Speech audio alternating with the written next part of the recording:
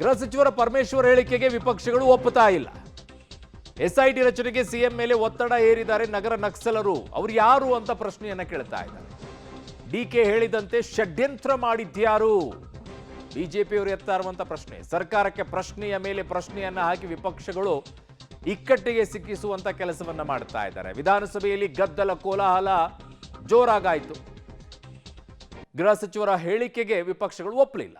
ನೋಡಿ, ಇದಕ್ಕೆ ಯಾಕೆ ಮಾಡಿದ್ರಿ? ಇವತ್ತು ಧರ್ಮಸ್ಥಳದ ಮಾನ ಹರಾಜ್ ಆಯ್ತಲ್ಲ, ಕಟ್ಕೊಡ್ತೀರಾ ನೀವು?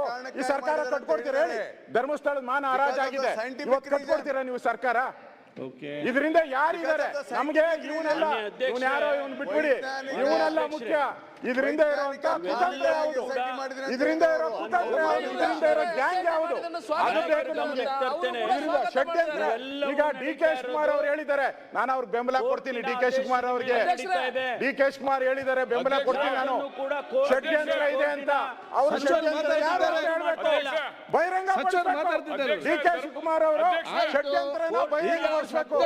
ಇಲ್ಲ, ನಾವು ಅವರು ಈ ಷಡ್ಯಂತ್ರ ಇಲ್ಲ. ಯಾಕೆ ಹೇಳಿದ್ರು? ಈ ವಿಷಯ ಬಗ್ಗೆ ಚರ್ಚೆ ಮಾಡಿ ಅವ್ರು ಉತ್ತರ ಕೊಡ್ತಾರೆ. ಅವ್ರು ಯಾಕೆ ಹೇಳಿದ್ರು? ಡಿ ಕೆ ಶಿವಕುಮಾರ್ ಅವರು ಷಡ್ಯಂತ್ರ ಅಂತ ಹೇಳಿದ್ರಲ್ಲ, ಬಹಿರಂಗಪಡಿಸಿ. ಸದನದಲ್ಲಿ ಇದ್ದಾರೆ, ಬಹಿರಂಗಪಡಿಸಿ ಹೇಳಿ ಯಾರು ಷಡ್ಯಂತ್ರ ಮಾಡಿದ್ದಾರೆ. ನಾನು ನೂರು ಶಿವಕುಮಾರ್ ಧರ್ಮಸ್ಥಳದ ಪರವಾಗಿದ್ದಾರೆ ಅಂತ, ಆ 101ನೇ ಶಿವಕುಮಾರ್ ಇವಾಗ ಹೇಳಿ ಯಾರ ಷಡ್ಯಂತ್ರ ಇದ್ದಾರೆ ಅಂತ ಧೈರ್ಯವಾಗಿ ಹೇಳಿ. ನನ್ನ ಸಹೋದ್ಯೋಗಿ ಪೊಲಿಟಿಕಲ್ ಬ್ಯೂರೋ ಹೆಡ್ ಆಗಿರುವಂತಹ ರವೀಶ್ ನನ್ನ ಸಂಪರ್ಕದಲ್ಲಿದ್ದಾರೆ. ರವೀಶ್, ಬಹುಮುಖ್ಯವಾಗಿ ಈ ವಿಚಾರದಲ್ಲಿ ಕೆಲವು ವಿಚಾರಗಳನ್ನು ಸರ್ಕಾರ ಕ್ಲಿಯರ್ ಕಟ್ ಆಗಿ ಹೇಳಿದೆ. ಆದರೆ ಕೆಲವು ವಿಚಾರಗಳಲ್ಲಿ ಮಾತ್ರ ಇನ್ನೂ ಕೂಡ ಯಾವುದೇ ದಿಟ್ಟವಾಗಿರುವಂಥ ನಿರ್ಧಾರಕ್ಕೆ ಬರ್ತಾ ಇಲ್ಲ. ಹಾಗಾಗಿ ಈ ಅನುಮಾನಗಳು, ಈ ಪ್ರಶ್ನೆಗಳು ಉದ್ಭವವಾಗ್ತಾ ಇದೆ. ಅನಾಮಿಕ ಏನೋ ಕೋರ್ಟ್ನಿಂದ ಅನುಮತಿಯನ್ನ ಪಡ್ಕೊಂಡು ಬಂದಿದ್ದಾನೆ, ಬಟ್ ಅವನ ಜೊತೆಗೆ ನಿಂತ್ಕೊಂಡು ಇನ್ನುಳಿದಂತಹ ಸೂತ್ರಧಾರಿಗಳು ಯಾರ್ಯಾರಿದ್ದಾರೆ, ಪಾತ್ರಧಾರಿಗಳನ್ನು ಬಿಟ್ಟಾಕೊಂಡ ಸೂತ್ರಧಾರಿಗಳ ವಿಚಾರದಲ್ಲಿ ಸರ್ಕಾರ ಯಾಕೆ ಯೋಚನೆ ಮಾಡ್ತಾ ಇಲ್ಲ? ಅದು ಕೂಡ ಎಲ್ಲವನ್ನ ಕೂಡ SIT FSL ನಿಂದ ರಿಪೋರ್ಟ್ ಬಂದು ತದನಂತರ ಮುಗಿದ ನಂತರ ಇನ್ನೊಂದು SIT ಆಗಬೇಕಾ? ಏನ್ ಕತೆ ಅಂತ?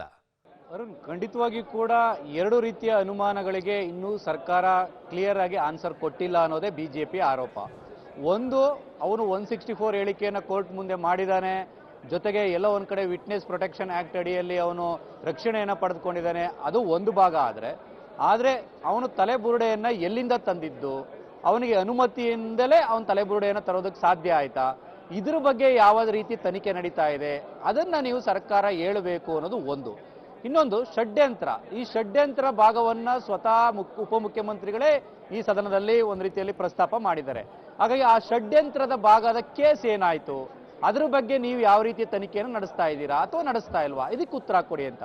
ಈ ಎರಡಕ್ಕೂ ಕೂಡ ಸರ್ಕಾರದಿಂದ ಇನ್ನೂ ಕೂಡ ಇದುವರೆಗೂ ಕೂಡ ಕ್ಲಾರಿಟಿಯಾಗಿ ಯಾವುದೇ ರೀತಿಯ ಆನ್ಸರ್ ಬಂದಿಲ್ಲ. ಆ ಕಾರಣಗಳಿಗೋಸ್ಕರವಾಗಿಯೇ ಸದನದಲ್ಲೂ ಕೂಡ ಬಿಜೆಪಿ ದೊಡ್ಡ ಮಟ್ಟದಲ್ಲೇ ಒಂದು ರೀತಿಯಲ್ಲಿ ಆಕ್ಷೇಪವನ್ನು ವ್ಯಕ್ತಪಡಿಸ್ತು.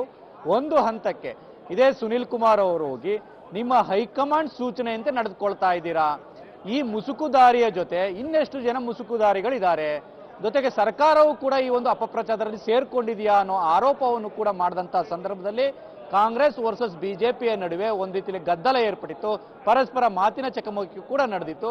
ಆ ಕಾರಣಗಳಿಗೋಸ್ಕರವಾಗಿ ಕಲಾಪವನ್ನು ಮುಂದೂಡಿ ಈಗ ಸ್ಪೀಕರ್ ಅವರ ನೇತೃತ್ವದಲ್ಲಿ ಸಂಧಾನ ಸಭೆಯು ಕೂಡ ನಡೀತಾ ಇದೆ. ಹಾಗಾಗಿ ಸರ್ಕಾರ ಅದಕ್ಕೆ ಈಗ ಮತ್ತೆ ಕಲಾಪ ಆರಂಭವಾಗುವಂತಹ ಸಮಯದಲ್ಲಿ ಸರ್ಕಾರ ಅದಕ್ಕೆ ಕ್ಲಾರಿಟಿ ಕೊಡುತ್ತಾ ಇಲ್ವೋ ಅನ್ನೋದು ಕೂಡ ಕಾದ್ ನೋಡಬೇಕು ಅರುಣ್. ಓಕೆ, ಹಾಗೆ ಸಂಪರ್ಕದಲ್ಲಿ ರವೀಶ್, ವಾಪಸ್ ಬರ್ತೀನಿ ನಿಮ್ಮ ಹತ್ರ. ಇದು ಅನೇಕ ರೀತಿಯಾದಂಥ ಚರ್ಚೆಗಳಿಗೆ ಎಡೆ ಮಾಡಿಕೊಡ್ತಾ ಇರುವಂಥದ್ದು. ಕಾರಣ ಆಗಿರುವಂಥ ಬೆಳವಣಿಗೆ, ಇದರಲ್ಲಿ ಮೂಗು ತೂರಿಸ್ತಾ ಇರುವಂಥ ರೀತಿ, ಜೊತೆಗೆ ಅದನ್ನು ಸೋಷಿಯಲ್ ಮೀಡಿಯಾದಲ್ಲಿ ಹಾಕ್ತಾ ಇರುವಂಥ ರೀತಿ, ಇವೆಲ್ಲವೂ ಕೂಡ ಇಂಟೆನ್ಷರಿ, ಉದ್ದೇಶಪೂರ್ವಕವಾಗಿ ಕೂಡಿದೆಯಾ ಅಥವಾ ಡಿ ಕೆ ಶಿವಕುಮಾರ್ ಹೇಳೋ ರೀತಿಯಲ್ಲಿ ಷಡ್ಯಂತ್ರ ಇದೆಯೇ ಅನ್ನುವಂಥದ್ರ